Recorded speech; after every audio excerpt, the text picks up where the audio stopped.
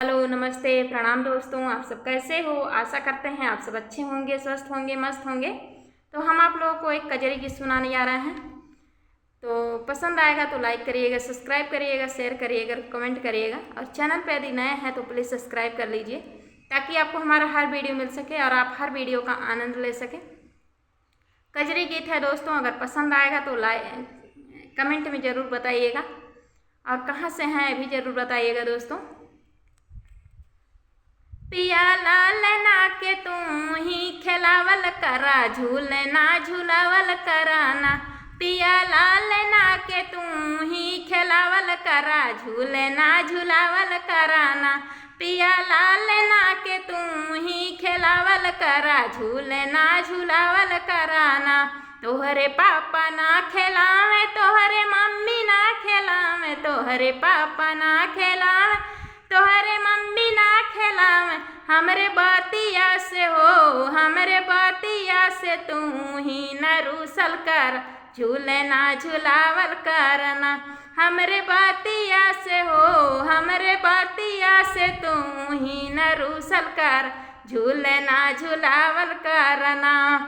पिया लाल ना के हो, पिया लाल ना के तू ही खिलावल कर, झूलना झूलावल करना। पिया लाल ना के तू ही खिलावल कर, झूलना झूलावल करना। तोहरे चाचा ना खिलावे, तोहरे चाची ना खिलावे, तोहरे चाचा ना खिलावे, तोहरे चाची ना खिलावे।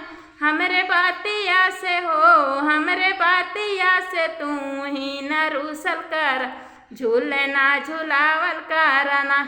हमरे बातिया से हो, हमरे बातिया से तू ही न रूसल कर, झूलना झूलावल करना। पिया लाल ना के हो, पिया लाल ना के तू ही खिलावल कर, झूलना झूलावल करना। पिया लाल ना के तू ही खिलावल कर, झूलना झूलावल करना। तोहरे भैया ना खिलावे, तोहरे भाभी ना खिलावे, तोहरे भैया ना खिलावे, तोहरे भाभी ना खिलावे।